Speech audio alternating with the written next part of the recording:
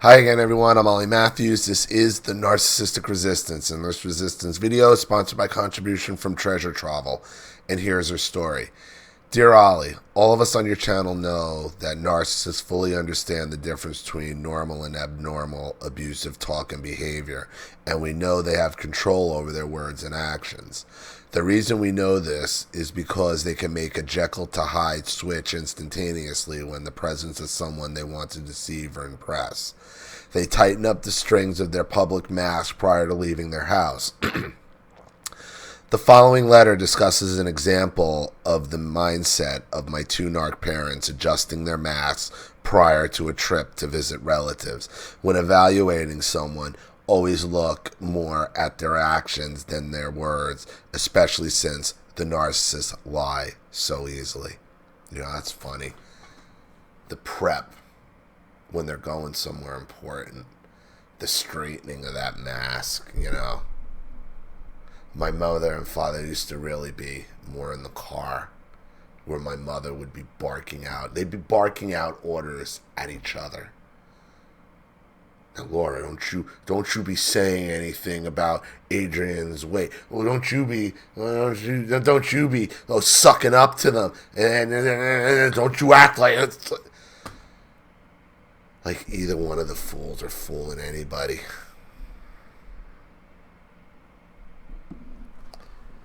Oh, that mass straightening ritual of the narcissist.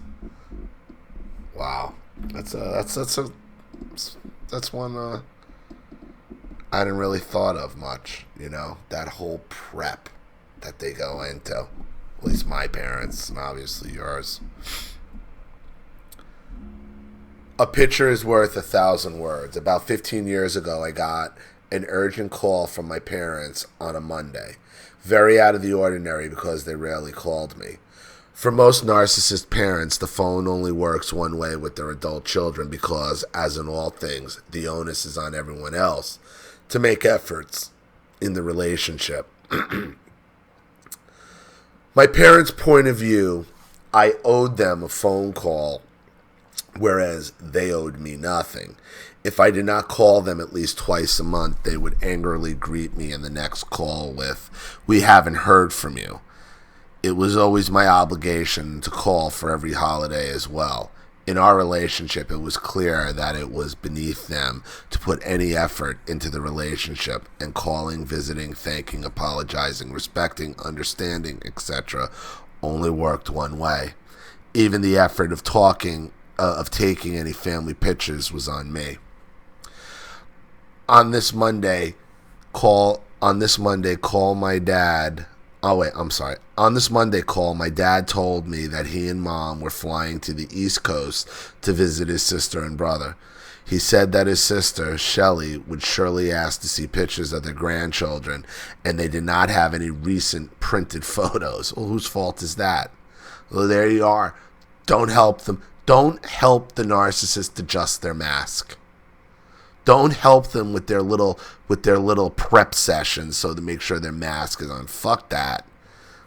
There's a reason they didn't have printed photos. There's a reason why they didn't have printed photos. Because they're shitty grandparents. He said this very accusingly and insisted that I send some immediately. Suck my dick. Metaphorically speaking. But yeah, suck it. I told my dad I would send pictures, but I was lying just to get him off the phone. Good. I had no intention of doing so. Good. So they were going to make a long flight to the East Coast, but hardly ever bothered to take a 2-hour flight to visit their grandkids. Exactly my point. They never wanted pictures in the past and never asked for any, and never took a single picture of my kids, despite the fact they had a nice point and shoot camera that my siblings and I had gotten them one Christmas. They had no interest in making any effort to come and actually see my kids in person and talk to them in person or even on the phone, yet they needed pictures. Realistically, they did not. Yeah, they needed pictures so they could have their mask on straight. Don't help the narcissist put their mask on straight. Realistically, They did not now suddenly out of the blue want pictures. To use my dad's words precisely, they needed pictures. Right, they needed you to fix their mask. The only reason they needed pictures was out of fear that Shelley would think it odd that they did not have any recent photos of their own grandkids. After all, Shelley's house had a whole wall of pictures of her daughters and her grandchildren. The only reason that my parents thought to be paranoid about this situation is that for sure they understood that they were deficient grandparents who hardly had a relationship with their grandchildren and hardly knew what they looked like.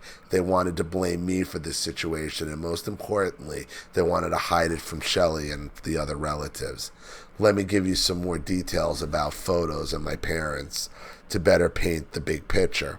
My parents hardly took any pictures of me and my sister growing up, although they did take a lot of pictures of my baby brother, the golden child, the only boy child.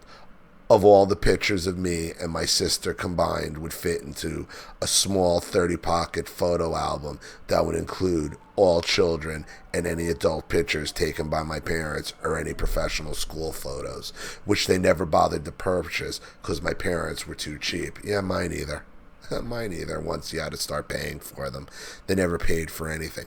I hated taking pictures with them.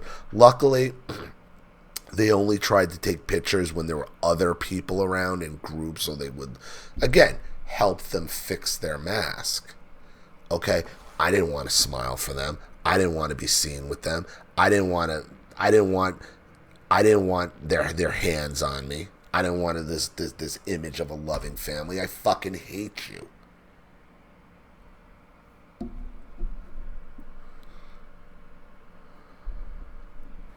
As a Christmas gift one year, and I enlarged 4 baby pictures of my children and matted them, framed them for my parents, and my mom hung them on her bedroom wall. Several years later, I noticed the baby pictures were no longer up. I did not query my mom, but did bring it up with my sister. I actually asked my sister if Mom smashed the baby pictures in a fit of rage, and my sister said that in fact she did. You see, my mom has a rich history of smashing things when she's angry, and the glass frame pictures of my babies were just too vulnerable a target for her histrionics.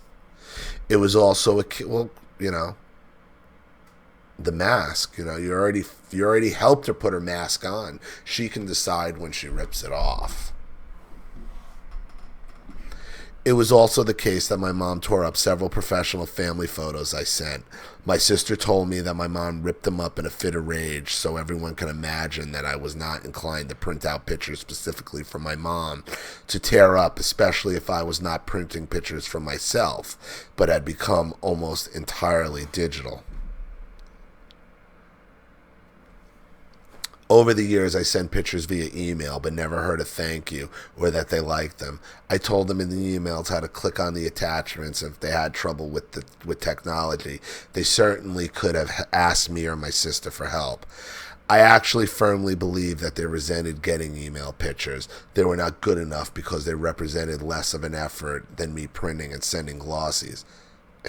What is she going to do? She can't destroy them. Okay, here's the problem. Destroying them does her no good because she can't destroy them without printing them up and ripping up the picture. Okay, you can just print up another one.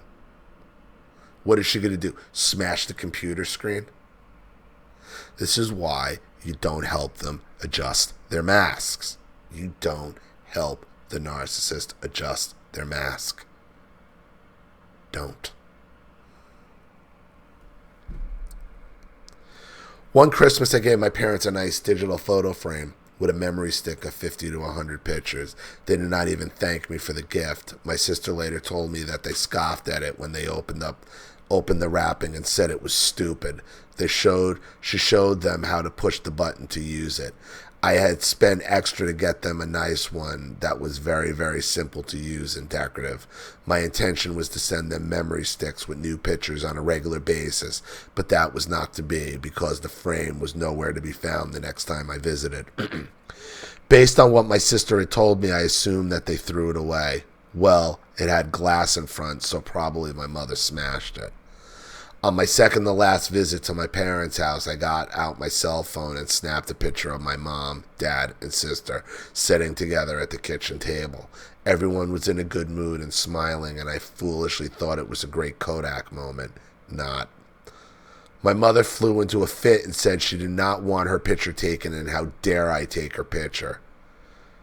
She was like some Dracula who feared her image or lack thereof on film, so to speak. No. No. That's projection right there. Look what she does to photos. She uses photos to hurt people with. To hurt you, to control, to adjust her mask. She saw a picture, you're going to do that to me now. Because that's how simple-minded and evil your mother is. That's projection right there. Everyone was dressed and hair brushed, etc. So it was not like it was a bad time for a photo. I looked her in the eye and said she was overreacting. Then I picked up some of the dirty dishes and took them over to the sink to wash and ignored her as she continued screaming from across the room. My sister came over to the sink with a couple of dishes and took the opportunity to shoot me if a looks could kill look. I looked at her questioningly and said, I'm not going to apologize for taking a family picture. I'm going to say this. I don't trust your sister in any of this. I don't trust your sister in any of it, because she's the one who keeps telling you what's happening to these photos. And I wouldn't be surprised if she has something to do with it. Not that your mother's not smashing them, but she's putting her up to it. I don't trust your sister. And you shouldn't trust your sister at this point.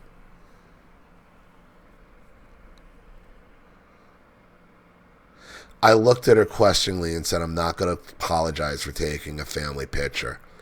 My sister was furious with me for disrupting the family harmony. I'm telling you, your sister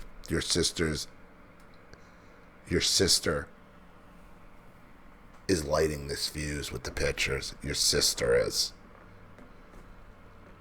She's just as big of a problem as your mother is, and I've thought that for a while about your sister. My mother yelled from across the room, well, I want to know what you're going to do with that picture. I'm telling you, it's about how she views pictures. She uses them to hurt people. That's what that was. That was projection. It's projection. To which I replied, I'll do whatever the hell I want with my pictures. I went to my room. I thought to myself, fuck all these people, and deleted the goddamn picture. I thought to myself, fuck all these people, and deleted the goddamn picture. I didn't want to look at it again. You can't make this shit up. Treasure travel. You should have, because what you thought you were going to do was print it out and smash it. Because that's what she does. She didn't see that as a picture. She's projecting. She uses pictures to hurt you with, and to hurt people with, and to control with. So when you're taking a picture, that's all she can see is she can project. Well, and then you prove it later. What are you going to do with that picture? What do you think I'm going to do with it? I'm going to fucking wipe my ass with it. But this is the sick mind of the narcissist. P.S. Although I've excused a lot of my sister's codependent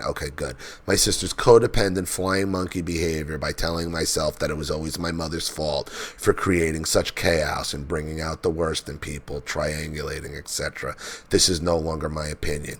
This is because Ali astutely surmised from my 2 previous letters that my sister has her own pity histrionic supply thing going, and independently and also in collaboration with my mom. I clearly see that in the above Kodak moment, and also in many other situations from the past that previously confused me. Now I have a much clearer understanding of my origin family dynamics. Thank you to Ali and everyone who comments on my letters for helping me untangle myself from my past and origin family. Well, you're welcome, Treasure Travel. And I appreciate all you do and everything you send in. Okay? You don't help the narcissist fix their mask. And I'm glad you've come to the realization, which is like, soon as I saw the thing and it was coming from your sister every time, knowing what I know about your mother, I know how evil and cruel she is, but I also know you can't take your sister's word on anything. She's a shit stirrer just like the rest of them. Okay, and she's up to it. She's up to her neck in it, and she don't want to come out. So I hope that helps. Thank you again for another contribution and story, Treasure Travel. I really appreciate it. Thank you to everybody watching. Please leave any opinions or advice in the comment section below. And again, if you want your story read on the channel, you have a topic you'd like me to cover, a narcissist you'd like to expose, you'd like to set up Skype, a phone call, have a private video made, or a Facebook live chat, or you'd like to sponsor a video like this for someone who needs help and can't afford it, or just make a contribution to the channel in general to keep it supported, growing, and successful, because this channel survives 100% on contributions from all of you. Without you guys, all this goes away. So if you like what you see here and you want to see more videos like this, you know what to do with the PayPal and email links in the description box. Also, please like and share this video wherever you can. Subscribe to my channel if you haven't, and be sure to click the subscription bell to be notified of all my video uploads. I'm Ollie Matthews. This has been the Narcissistic Resistance. Take